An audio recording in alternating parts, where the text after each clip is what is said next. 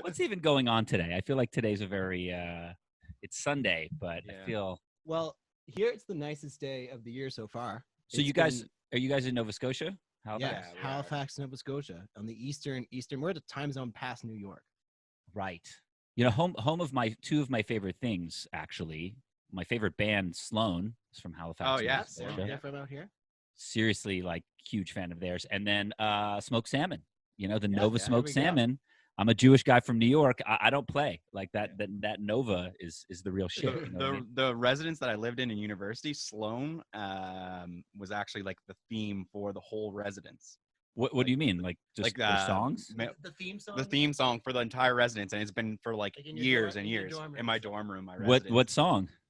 Money City Maniacs. Oh yeah, man! Yeah. Bow, bow, bow, da, da, da, da. I'm like a huge Sloan fan. So. For the first like 2 weeks, every single morning at 6 a.m., they just blast that in the PA across the whole Wow. residence. Yeah. This is Wow. ironic because Dale doesn't listen to anything other than house music. Yeah. Like it's like only house music. He probably was like, "Fucking, this is nonsense." Yeah. Right. For those who are listening who don't know, Sloan is a band. They've been around since like the early '90s. They're a pretty straightforward rock band, kind of Beatlesy pop rock. I have every single one of their albums. I've seen them like 10 times. They just happen to be like my favorite band of all time. And that song "Money City Maniacs" I think is their like on Spotify actually probably like their number one song. yeah. It's like their biggest Huge. their biggest tune. So I don't know. Yeah, people who like house music or who are listening to this are like, "What the fuck are you guys talking about?" But I'm just saying, there's a connection here. There's a connection. There is a connection somewhere. Yeah. Or maybe you got to do a super heavy remix of that song There we go. Yeah. Yeah. because there's a lot of good vocal and guitar on there, things to work with. You know what I mean? Yeah. We're We're actually doing our next remix. We said we're gonna do it live on the internet on Tuesday, and we're gonna have the stream be able to pick which song we're gonna do. oh, So that's gonna sick. be a lot of fun. So the idea is fans are going to send you songs they want you to remix, or are you giving them a Yeah, choice? I think of we're gonna give them a songs? list. I Yeah, think we're we'll gonna probably pick do 10 songs that we're like keen to do a rework of, or like Right. a bootleg, Right. and then do like a poll, and then do it live. When you're doing we think a lot about our reworks.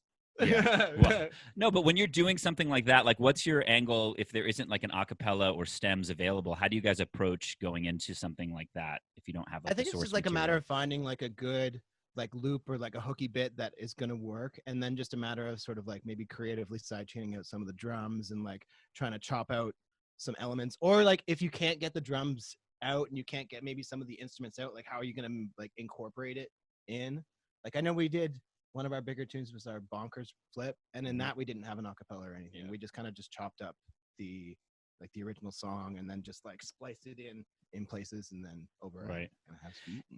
It's- I was just talking about this with Henry the other day, like how like the remix, bootleg, rework, whatever we want to call it, basically the reimagination of an original tune into something else is like it's no longer, and hasn't been for a while, it's no longer like, oh, that's like the other thing in addition to my originals. I feel like they hold as much of a weight, if not kind of more of a weight these days, because all of a sudden you're getting in with fans who love that original tune, and now maybe they're finding out about you, or you know what I mean? Have you experienced It's that? totally, it's my favorite thing. Yeah. And it's definitely like the reworks have been some of our biggest songs, like, and like when you're scaling it out, like data wise, I guess. And they're just so fun to make. Like it's just, we have a blast with them. all the Yeah, time. because it's like you're a fan of the track in the beginning, so to get to like rework it is always a fun. Totally. And that's the thing too, right? Is like we're not going to rework something that we don't absolutely love. You know what I mean? Right. So it's always like a new rendition of our favorite tracks. And Right. and that's something that I know we're both pretty like conscious. We try to stay away from just like doing like the hottest song of the minute. Because I feel like you see a lot of that. It's just like every time Right. there's like a new hot hip hop song, there's like 10 tech house flips. Yeah. Right. And where you like try to, I don't know, not like go for it. It's sweet and it like pops off in the club. But we try and stay away from that and try and do some songs that are like classics that everybody will know that'll still pop off, but like Right. maybe like they weren't expecting. Right. No, it's so weird. It's like back to kind of the Sloan thing. I grew up in like the whole band, like, you know, write your own songs world. And now, like, as you guys know, in the club, it's like, it's really important to have, you know, edits or remixes or things that people are familiar with, you know, outside of kind of maybe like a techno set. Outside of that, everybody in the various genres needs to kind of be like, you know, this song, here's my kind of version of it. You know what I mean? And then when it came to like, I was checking out your tunes, like you guys just did the "Where's Your Head At" remix, which is like huge track, like from back in the day from Basement Jacks, like was probably their biggest tune ever. What was like the impetus to do that one? Is just a fan of that song? So we were actually playing a show and we were like sitting in the club waiting to go on, and it just like came up on the radio. Or No, it was our buddy Alex played. oh yeah. Okay, yeah. So one of my best buds opened for us and he played it, and we were just like both instantly like looked at each other and we were like, yep. That's the one. It was super weird. So like there's a few songs here and there that are like, yeah, more some like big dancey classics that we have kind of in our heads that we're like, oh, we want to do those someday. And that, yeah, as soon as it came on, I was like, oh, that vocal would be sweet in sort of like a 2020 tech house type. Totally. We just locked eyes. And, we just got lost in each other's eyes, and we knew we just started holding hands. And dude, you guys are hilarious. I was like looking at your YouTube stuff, like, you know, just kind of perusing. And, you know, I think everybody's so quick to try to like make content in this kind of quarantine life that we're in. And, you know, most people are kind of stretching a little bit because that's not necessarily like their specialty, but I feel like you guys are like naturals when it comes to being on camera. I loved the daily news, the one that you did from like right in the beginning of quarantine. Good evening, world, and welcome to the Daily News. I'm AWOL. And I'm Dale.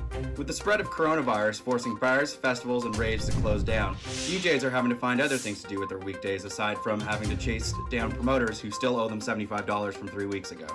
We now turn to the world of psytrance, where promoters have continued to throw events despite heavy government restrictions. Most claiming their events rarely have more than 10 people, and that's including the kitchen staff if they stick around after their shift. Over to you, Dale. How's the stock market looking? The markets are screwed. And in sports. In entertainment, Canadian house music aficionados Cloverdale. Bro, that's us. I know, just roll with it.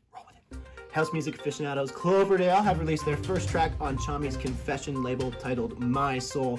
It is out today, and this marks the fourth release for Cloverdale this year so far in 2020. Wait, this just in. Cloverdale has put out a press release stating that this week, prepare for trouble, make it double kind of week, as the boys will be releasing a second tune tomorrow. This one, we are being told, is a remix for Australian house music producer Needs No Sleep in Wildfire. And that's all for today. I'm Dale. And I'm AWOL. Hope you fine folks are stocked up. Daily News. I'm saying you guys could have a news show and then the psytrance reference was very funny to me when you like. I feel sorry for the psytrance. Here's the thing, it actually was a drum and bass joke prior, and then we swapped to psytrance. And I don't know, I felt bad about both. Well, to that point, it's two things. On the psytrance tip, I definitely think there's a bubbling up of it because you're hearing a little bit more hardstyle, at least in America right now, and you're having like artists like Little Texas who are starting to kind of rep that stuff. But when we went to, we did a Space Yacht tour in November in Asia, and a lot of Chinese dates, like psytrance is like the biggest thing there. I mean, it is like a huge, like you're not hearing house, you're hearing psytrance, you know what I mean? So I'm wondering if it'll ever really come to us in that big of a way or not. Maybe, I don't know, like it pops off in dubstep sets, like, you know what I mean? Like it's such a good change up when you're just like rhythm, psytrance, and you're like, yeah. It's like the workout part of the set, you know, where I mean, when I'm like on the treadmill and I'm like turning it up to 11 or whatever. For sure. Although I can't hit, I got bad knees. I don't hit the treadmill. I don't know. No, you know, what people say the same thing about drum and bass, how popular it is in the UK, and wondering if it would ever pop off. Well, I think it's popping off now. I mean, I really do. You're starting to see a lot more of it for sure. You're seeing a lot more of it. I mean, like people have been repping it. So like someone like Jaws has been playing it for a while. It's not like he's new to it, but you know, he did one of the virtual, like Insomniac virtual raves in the last couple of weeks and played like a ton of it. And then you're also seeing other producers start to rep it. So I actually think like in a weird way, like it's coming up finally in America. I don't know how that will manifest because nobody knows anything because everybody's inside right now, and who knows? And even house people like Kendall plays a bunch of drum and bass. I saw one of your stories from a festival you played? Didn't you play some drum and bass? Yeah, I play it a little bit. I did a set at Space Yacht, like a specific, like more jungle focused set last year, and then I've been the last mix I put out for Space Out Radio, I put like a 20-minute section in, and it's something for me. It's actually the first type of electronic music I got into before I even got into house was jungle back in the day. And then I've just been seeing, like, I don't know if you've heard CLB or any of his tracks, but he's, for sure. amazing house producer who's like really shifted in the last 6 months into more like drum and bass jungle stuff. And I'm just like, I don't know, I'm kind of all in on it. I kind of Well, Man, hell yeah. He's actually in our Discord channel, and he's like talked about the transition in there a couple times. So Yeah. like It seems like a cool move. So we're roommates, and I love drum and bass. And when I first moved in, Jarrett was like, "Man, I love electronic music. I'm a big fan of everything except for drum and bass, man. Like, I just don't know." But you know what? I feel like over time we've converted him a bit. I brought him to see Noisia in February, and he had a lot of fun. So certain types of drum and bass, like I can 100% always appreciate the production of it because I know how difficult it is. It's just something that never really like vibed with me. But like some stuff like Noisia and like Alex Perez and stuff like that stuff I do really enjoy. Yeah, I think there's gonna have to be a crossover track that kind of happens. Like there has to be like a losing it of drum and bass for drum and bass to kind of crossover. So like for you guys, so you guys are roommates. How did it start? Did you guys start producing together, or were you guys individually producing and then came together? What's the kind of origin story of Cloverdale? It's actually a pretty long story, but like the Coles Notes version basically is like me and AWOL went to the same university in the same town, but we didn't know each other until right before he moved to Korea, and I met him at one of his parties before he left, and then we kind of just like kept tabs. And then AWOL is actually like the one who like got me into producing and everything like that, and he kind of like helped me out in the beginning. And you were gone for like 2 years. Yeah, it was gone for. What were you doing in Korea? Studying? I actually just went over there to teach English. Oh, cool. And just because I graduated university, I was like, I had a couple buddies that had gone over and taught English for a couple years. And I said, well, it's either now or never. And it was funny, like I didn't really start. I started DJing and producing in my 4th year of university. And then prior to that, I was just playing in bands and whatnot. And then while I was in Korea, I had tons of time. So I just started producing tons of music, but I was producing like dubstep and bass music and trap music.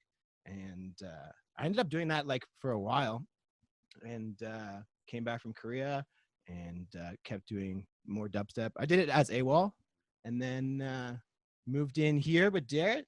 And then after living here for probably like 6 months, we were like, oh, it'd be a lot of fun to write a lot of house music. And Cloverdale actually like started as like just like a side little fun thing, like because AWOL project was going so strong, and it was just like a little side thing for him to do as fun.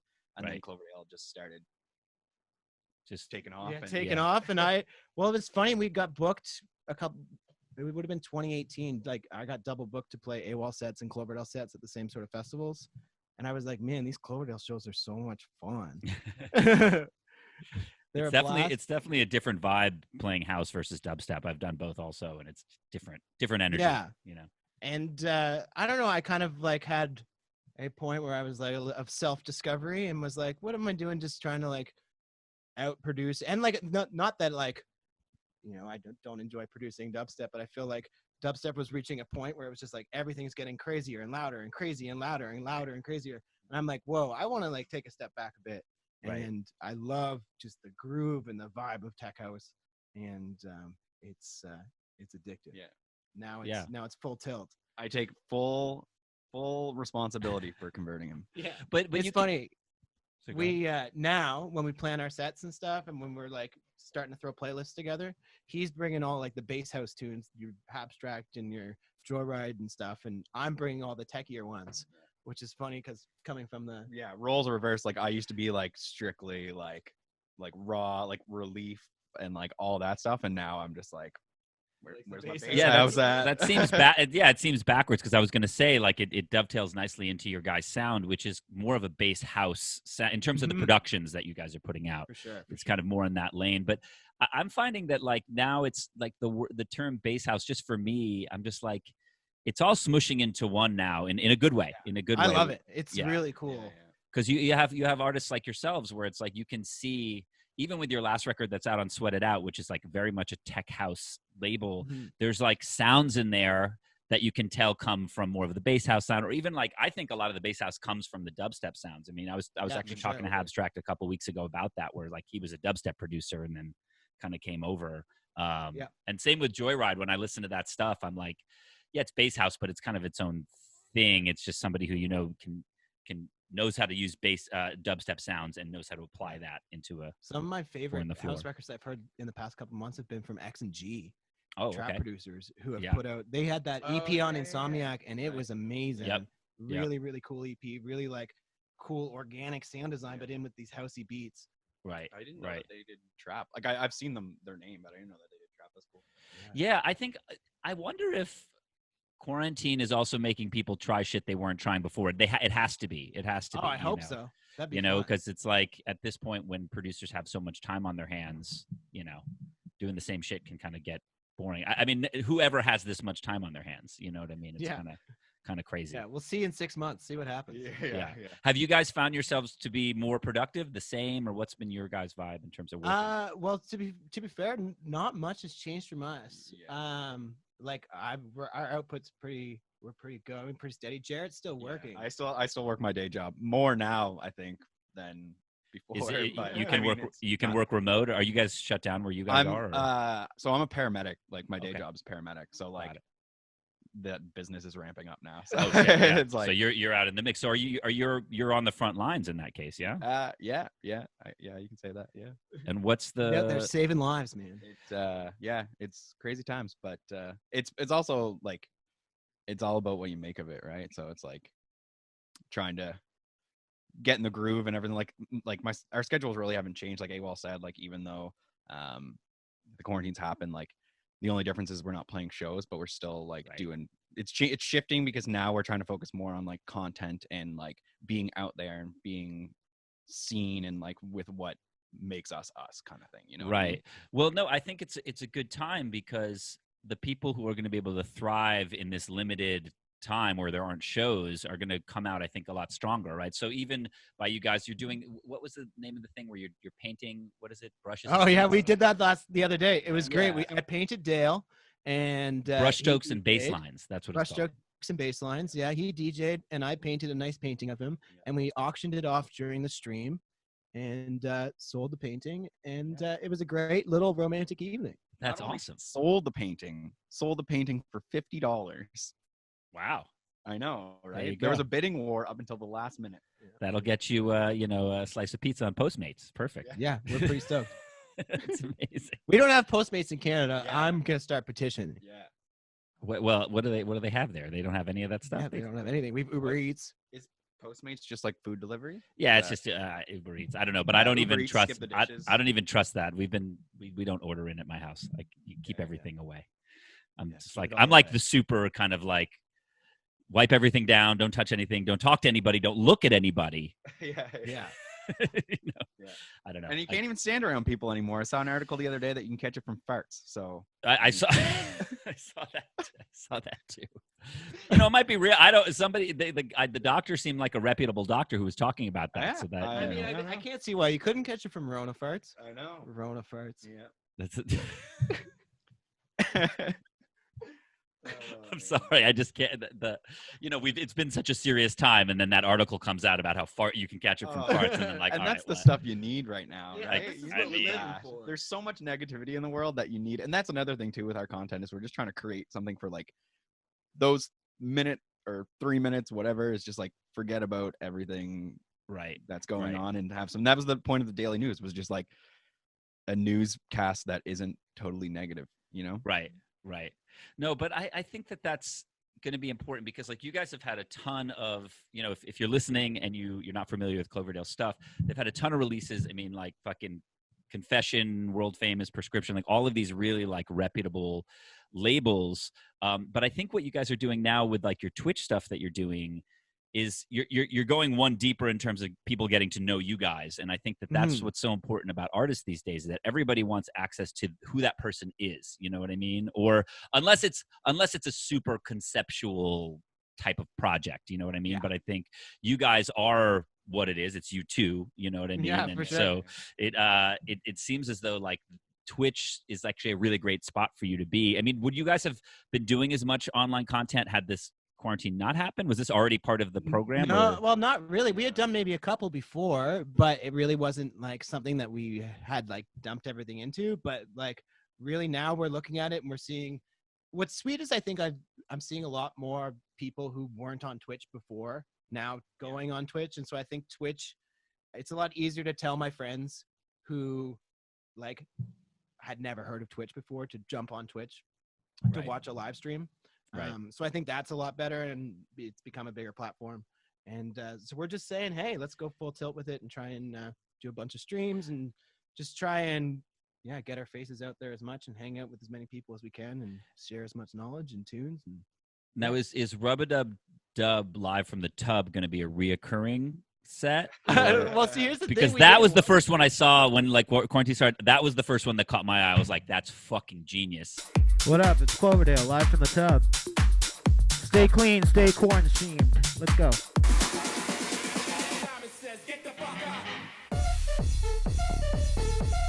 The people want the Joker! How's the basement treating ya?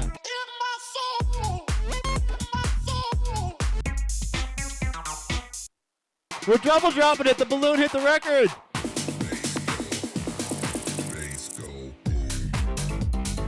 What? The tinsel screwed everything up.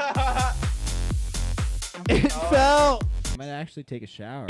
That was a really funny one. I love that one. Yeah, and that's the thing, like with the live streams, we're trying to every single time we don't want to just live stream to live stream. We want to live stream with some kind of new, not purpose, but like theme, and to like keep it interesting, right? Because you gotta.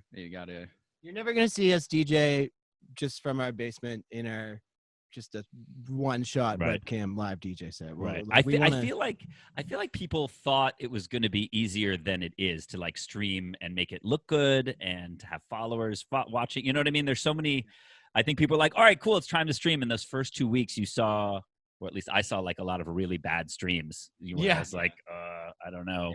And AWOL's a tech wizard, so he just got right in there. We're trying. You got the OBS going, you got the multiple screens going, all that different stuff. And then when it comes to like, have you been enjoying, like, I've seen you guys have been breaking down opening sessions, like doing kind of more production level stuff. I mean, is that stuff where you've been able to engage? Because I think that's a very specific type of content, right? Like you can't, like if you're just like a raver, you're not necessarily going to watch that. But like, have you been able to kind of connect with fans on kind of more of the technical side of things through those streams? Yeah, well, I think it's just a matter of trying to like, it's something that I know like we're both passionate about, is the technical side of things. And I offer like production lessons on the side, and it's something that I really enjoy, helping other people out. And so I knew that there was like at least somewhat of an interest in it and had the time. So I figured, might as well give it a go. But it's definitely something that we're like, we want to make sure that our content is, accessible to everybody. And that's exactly it, right? It's like there's certain content for certain people, and we're trying to hit every demographic, right? To like include everybody, whether they're a producer or just a fan or just somebody stumbles upon us, like something that everybody can enjoy, regardless of what the content is, kind of. Right. It's almost like you've been forced. I mean, all of us have been forced to start being creative in these new ways. Like we were just in the music lane and trying to be like, all right, we're making music, but now it's like you have to put just as much effort and thought into these streams or this new content, Yeah, totally. Big time.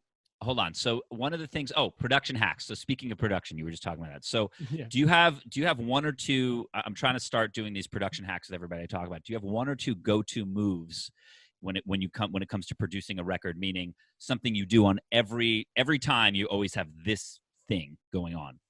I don't know. What do you Decapitator on your drum bus and sausage fattener at 1% on your master. Oh yeah, there we go. That's it is. Probably on every track. Yeah. There it is. Decapitator on your drum bus for sure. So so talk about what the importance of that would be. So Decapitator. So that I know, so that I can use it. Yeah. It's a Sound Toys plugin. It's a wicked tape saturation emulator, and it replicates a bunch of old tape plugins. It'll just add a little crunch to your drum bus. I usually put it on everything except for the kick drum. So I'll bus all the drum sounds except for the kick. I'll leave the kick in a separate channel, right, and then compress and saturate just the drum bus that way. That would probably be something that we do in every track. Yeah. But if I were to give like one tip to like newer producers, it would probably be to like reference mix everything. So drag in like 4 of your favorite tracks into Ableton or FL or Logic, whatever you're using. Drag them all in, and then just compare your track to theirs. A/B it, like, oh, how loud is that kick drum compared to my kick drum? How loud is that bass line to my bass line? And like, it'll really train your ear, because I feel like when you're like learning how to mix down a track, like the biggest thing is, you know, training your ear and learning what is right and what sounds good. And the best way to do it is study your peers. And that's another thing too, that I learned from AWOL was also like pull your track and A/B it in like Tractor or Record Box and like compare the waveforms, right? And then also like span on your, or like a spectrum on your master, and like compare the spectrum of your favorite song versus your song. And, Yep. It's like, it's also, you don't realize how loud these like major records are, you know, and how big they nuts. sound. So you'll be playing your record versus a reference track and be like, yours sounds like it's in a fucking muffled room. You're like, you know what I mean? But you wouldn't know that without the reference. So it's a great tip, because like, that's definitely, I mean, I do it on every record, you know what I mean? Because you're like, for sure. this sounds great. And then you turn on the reference record and you're like, oh shit. Yeah, totally. I got to do some fixings. Who are like the artists, you know, you don't have to name a million, but 1 or 2 like that you guys are like really digging right now? It can be house or somebody else, but like what producers are like really inspiring you for like when you're going into sessions? Yeah, maybe we'll name a couple, because I think we probably have different ones. Yeah. Dale and I. Mine, I know who mine are. My number one's Martin Eichen. Yeah. Oh yeah. Same. Who has like this year, the past year, do you know what's nuts? He's been around forever. Yeah, but this like, year is because of the Fisher release that on his yeah, label. but even like blew he it had up. that no track on Repopulate Mars before, which was another like huge tune. Anyways, I find he's like one that's always a reference mix for sure, because his mix downs are massive and just like the cleanest, purest tech house you can find, in my opinion. Totally. And so he's definitely a go-to for us. Yeah.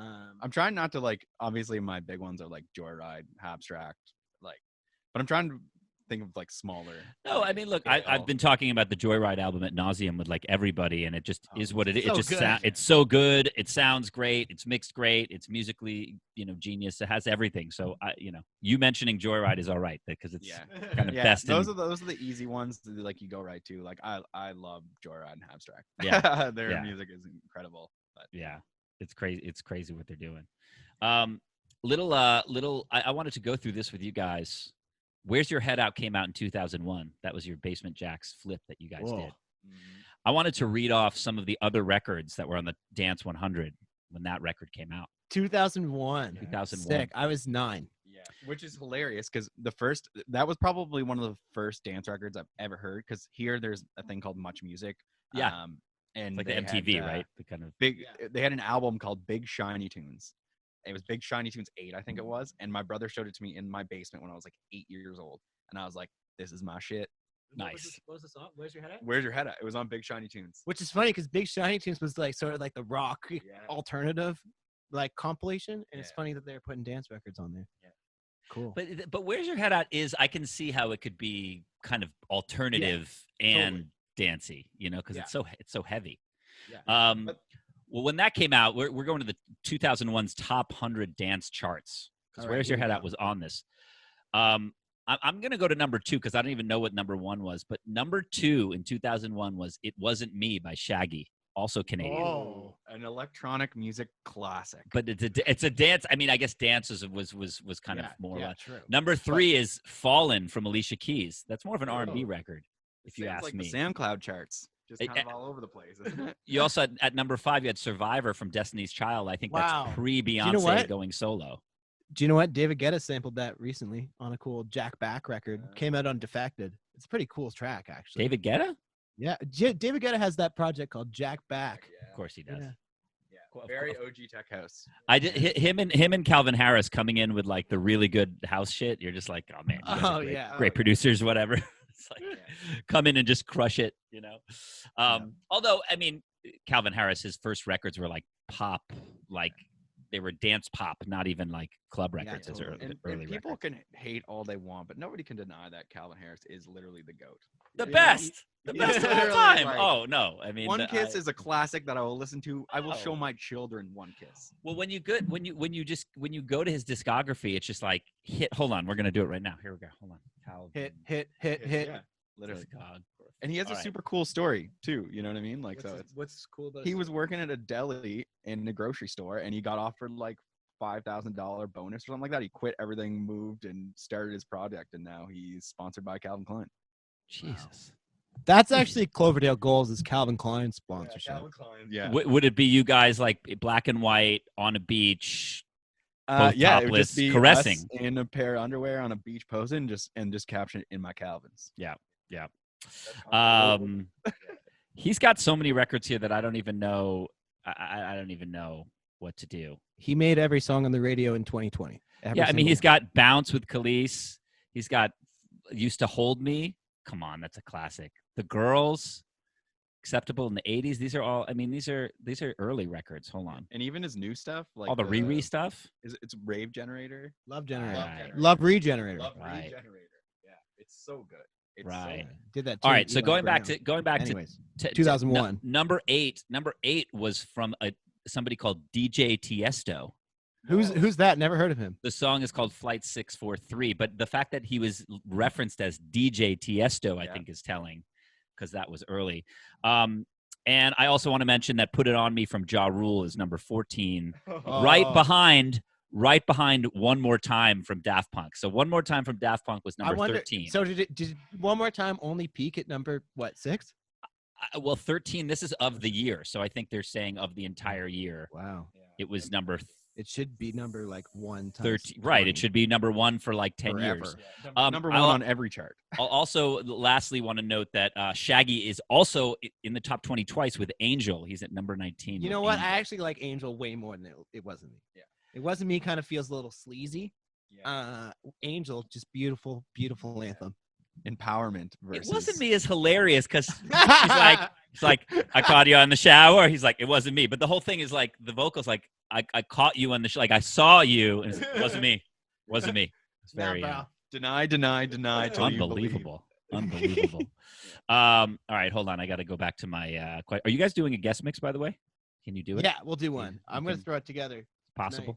Just like Yeah, we'll do it. 25 we'll just put minutes. all the new Cloverdale tunes. It'll be Yeah, fun. well, I did want to talk about your latest one that's out on Club Sweat, which is a classic label. Yeah. They've been killing it.